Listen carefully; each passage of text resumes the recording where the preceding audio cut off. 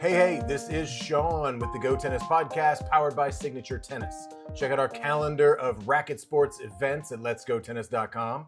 And if you're a fan of Bull Shark Sports, go to shop.letsgotennis.com and get yourself a hoodie or a hat. Today, this is Youth Sports Talk with Coach Ben Hestley. Today, Coach Ben wants to talk about how parents and coaches can make a habit of using governing bodies' ideals to help their outlook on youth development. Ben, you ready to talk youth sports? Yeah, let's dive in. All right, today, Coach Ben wants to talk about how you, coaches and parents, can be more informed about the development models used by the sports governing bodies. So, Ben, is this a continuation of our habit conversation in that we create a habit of learning more about what to expect from our kids, coaches, and leagues?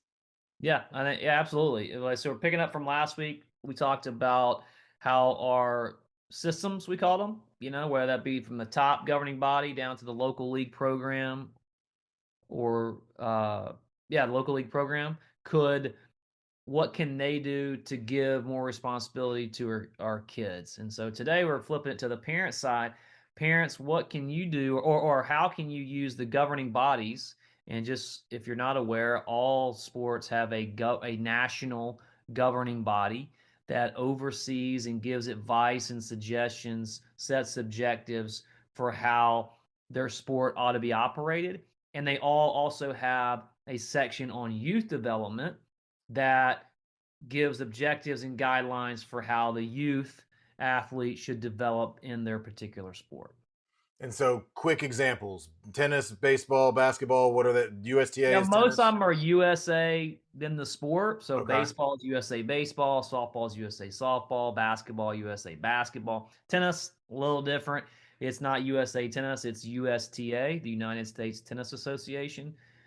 But they all have, but if you just Google or word search, whatever your search engine is, you just type in USA and then your sport, you're going to find pretty quickly your governing body. And we'll put in a questionnaire, parents, for a little bit of help. If you want to fill out the questionnaire in the show notes, we will send you that information that you need. Just tell us a little bit about your child, what you're looking to do, and we'll help you find all that information. So, Ben, you got a fun story you want to start us out with today? Yeah, I think this is going to help. Last year I coached my son's 12U team, all-star team, and they went to Cooperstown. And Cooperstown is it's the pinnacle, if you will, they call it, of the youth baseball experience. It's only for 12-year-olds. So only in your 12-year-old year can you go to this event. And it's pretty cool. It's like I call it summer camp for baseball. You stay in a bunkhouse. Me and three other coaches, we stayed in a bunkhouse with the kids for a week. We played tons of games, and it's just a great experience, man. But it takes about a year to put this event, to get prepared for this event and go to it. There's just a lot of details with it. But the point I want to make with this story is, and I told the kids this, and because a lot of people get jacked up and overwhelmed about Cooperstown, it's a big deal. We got to do this. We got to do well in Cooperstown. And while you do want to compete well, you always want to compete well, whether it's Cooperstown or whether it's your local rec game this afternoon.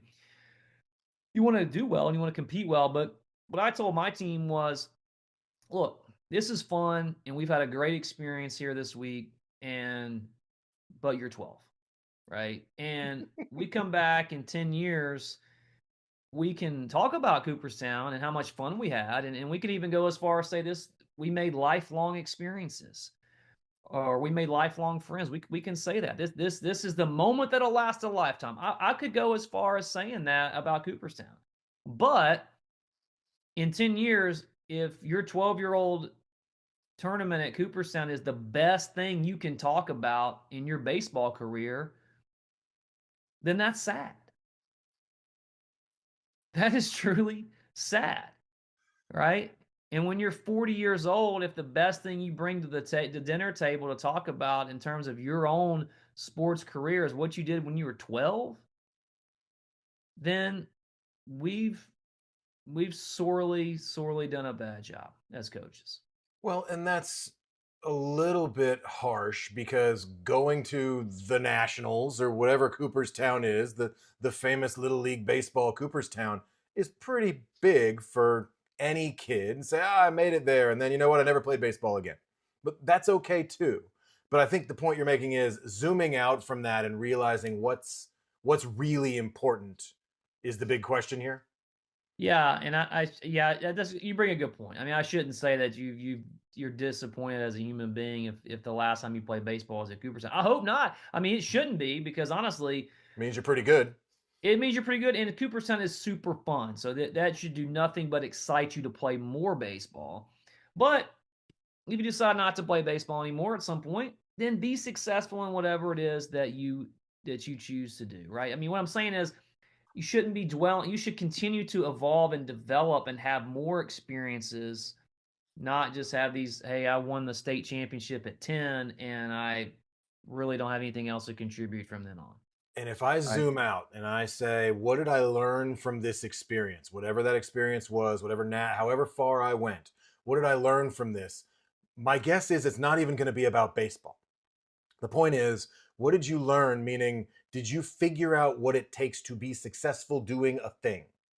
And in that case, how did you learn that? Was it the coach? Was it your parents pushing you? Did you follow the development plan? Because that's really what we're talking about today, which is what's that overall development plan that usually you follow to get to that point, right? And you had Ben Hesley yourself some experience helping writing one of these at one point. So you know how important it is that the path we take, this is the normal path. We're not talking about the exceptional, maybe a Carlos Alcaraz or a LeBron James that take a different path, but the typical path that says this is how you do it. We've got all the experts, we've got all the Ben Hesleys we can find in the room to say this is how we do it, and this is the best way we've found to do it. We're just kind of hoping the parents will go look at that, and whether it helps them with basketball or football or whatever it is, it might just help them with life. Yeah. I think because there are a lot of questions, and this youth sports journey can be overwhelming, right? Where do I go? What team should my kid be playing on? What program should my kid be in? How many days a week should they be doing this? How often should they do it? Should they specialize? Should they not? That always comes up. Should they not specialize? What is Mm-hmm. specialization? Right? And we can talk later about what exactly it is. But I like very much like you, Sean. I like to step back and take more of the 50,000 foot view of what's the overall purpose of this youth sport, whatever that sport is, and then what are our objectives for development? What do we think is really important? And then how do we move the child and children forward from there? Because I think sometimes a parent can easily just get locked into that season, this 7, 8 year old season. How we're gonna win this season, and what are you doing in that season that's gonna prepare them for the next level, right? And Well, and that so misses, if I can interrupt. Well, that misses yeah, one of the points that we talk about in tennis a lot, which is getting to a certain point, whether you win or lose. That, oh, I only made the finals of the U.S. Open. Okay, that's still a pretty good jumping off point for the next year, and doesn't mean you have to win the championship every year. That this year matters. If you picture this year as a stage, as a step to the next point or place we want to be, it gives you some better perspective. yeah, for sure. And so it helps you relax a little bit, honestly, Mm-hmm. right? It's not that big a deal. We lost the game tonight. Okay. What did we learn from it? XYZ. Okay, Mm-hmm. boom. Let's move on and work on that and focus on that for next time and down the road. But let's get back to the governing bodies because that's what we want to focus on. And number one, make parents aware that there even are governing bodies and that these governing bodies set standards, guidelines, objectives for their sport and how youth should be developed through their sport. So for me, I was lucky enough with the USTA to be on their task force back in 2020. And we call it the American Development Model, which is the term a lot of governing bodies have chosen now. It used to be called LTAD, which stood for Long Term Athlete Development. So personally, I like LTAD better because it kind of defines what it is. If I asked a guy on the street what's the American Development Model, he would probably have no clue. But I don't want to argue that we changed the name. I just bring up the point that I was lucky enough to be on a task force of very smart people that had a lot of experience, a lot of research and study was done. It took us about a year to write this document and for tennis. And what it was what I just said. It gave guidelines of how tennis, how kids should develop in tennis, gave a lot of endorsement to multi-sport participation, which is what a lot of these athlete development models will do. We could talk about that later, how that can break down at the local level. But they all endorse multi-sport participation, teaching physical literacy skills before you teach the whatever specific skills of the sport are, because we all know the better athletes you are, the better uh, better athletes you are, the better player you can be in whatever sport that you choose. And then it gives some gaming modification guidelines, right? I mean, 8-year-olds aren't going to play the same format that the professionals do. So it gives some gaming modification guidelines on what's best for that age and stage, and then what to focus on at each age and stage of your athlete. And one of the reasons we want parents to get involved with this kind of thing and have this information is so you can, and we've talked about this before, figure out or understand if you've got the right program for your child, or maybe even the right coach, because sometimes the right program has the wrong coach, or vice Mm-hmm. versa. And in this case, the parent to say, well, I'm pretty sure the American development model for my son's sport doesn't have chair throwing in the coach's system right here, so maybe we need to find somewhere else to be. So it just means the parents more engaged. I Yeah. say you parents, I'm looking at you parents. You're more engaged and you're understanding this. Now, coaches in theory are supposed to already have this information, correct?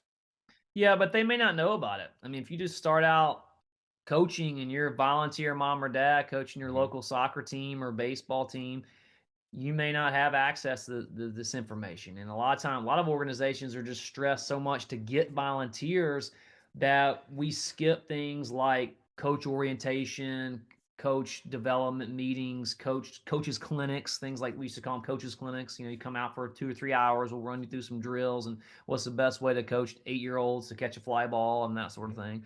Um, and then you would work with that, but so a lot of times we're just so stressed for volunteers, we just need to get volunteers. And so this really is targeted to more parents, first of all. If your kid's involved in a sport and they're like, I don't care what level they play. I don't care if they're just getting started, but they show some real definitive interest in this sport. Go to the governing body of that sport and see what they recommend for youth for that sport. And then also to volunteer coaches, right? What I'm coaching aligned with what the governing body says that we should do, right? And these aren't mandates. USDA used to try to call them mandates. You can't. I mean, I'm not the ADM police. I'm not going to be going around the park going, "Hey, coach, no, you're not. You need to be doing this." Did you do a dynamic warm up before you started that drill? Like, Mm-hmm. but just I like matching. That's why we talked before about like YouTube. I'll go to YouTube just to look up a drill and see if I like. Am I the crazy guy, or is there somebody else crazier than me, or do I align this this so that's what you really want to do is just see is what I'm seeing my kid experience match what the governing body of that sport feels is appropriate for them. Yeah, and putting some of the responsibility again on the parents. But if you're a volunteer coach, go look it up. Go actually educate yourself. Because yeah, sometimes are you breathing? Are you here? We'll take you. Just make sure these kids don't Yeah. poke each other in the eye while they're standing in line. But take it a little more seriously and check these things out. And again, we will have a questionnaire put in the show notes. We will help aggregate some of this information. I like using that word, but nobody else likes it. We will aggregate a lot of this information for you and help you find it if you want some help. Otherwise, go do it yourself. But that's Ben's point. Take the responsibility, go learn what you need to learn. These things exist. And if you want to be a lifelong learner, then this is one of the things you should be doing, especially because you're investing in your kids. Yeah. Yeah, and I mean, if they're going to do it, you're going to go to YouTube and search drills today. So spend that time looking at the ADM, the American Development Model, long-term athletic development of your sport, and then from there you can get a framework around what drills that in games or whatever that you should be doing, what practices you should be running, things like that. I think one thing I often see with coaches is they will try to, rather than work, always talk about fundamentals, and everybody will say, if you ask anybody, should you work on the fundamentals? Yes, fundamentals are super, you're poor, the fundamentals. Okay, well, let's focus on the fundamentals and let's make sure that what we're doing is going to help them and prepare them for the next level. And so, a lot of coaches, I think, I shouldn't say a lot of coaches, but some coaches that I do see in any sport is they sort of leverage wins for now. And you can, and at the youth level where there's a lot of flaws, shall we say, in those fundamentals, right? You can strategize and have tactics that are going to win you games at 8 and 9 years old, right? But it's a coach winning a game using the tools that he It's a coach has. winning a game because I figured out based on the Yeah. rules of this, I figured out the strategy, Yep. right? It's like the coach who in coach pitch just tells the kid, "Hey, just hit." They're not gonna tactically be able to get you out, and you're really fast. So he tells the kid to hit and just keep running, right? Because there's a rule in coach pitch baseball or softball that you have to get the ball back to the pitcher. The pitcher has to bring the ball back to the like little circle mound area, and then the play stops. We game the But system a little bit. yeah, but what happens is the kid. I've seen a kid hit a ball and to shortstop and literally just keep running around the bases, and the shortstop throws it, and the first baseman misses it. He runs to second, and it's like, oh, everybody's going crazy. And I'm like, well, did you really teach that kid something that's of value that's going to help them down the road? Like, one thing I really love when I got involved with Driveline Baseball and doing their coach certification was their term they use called skills that scale.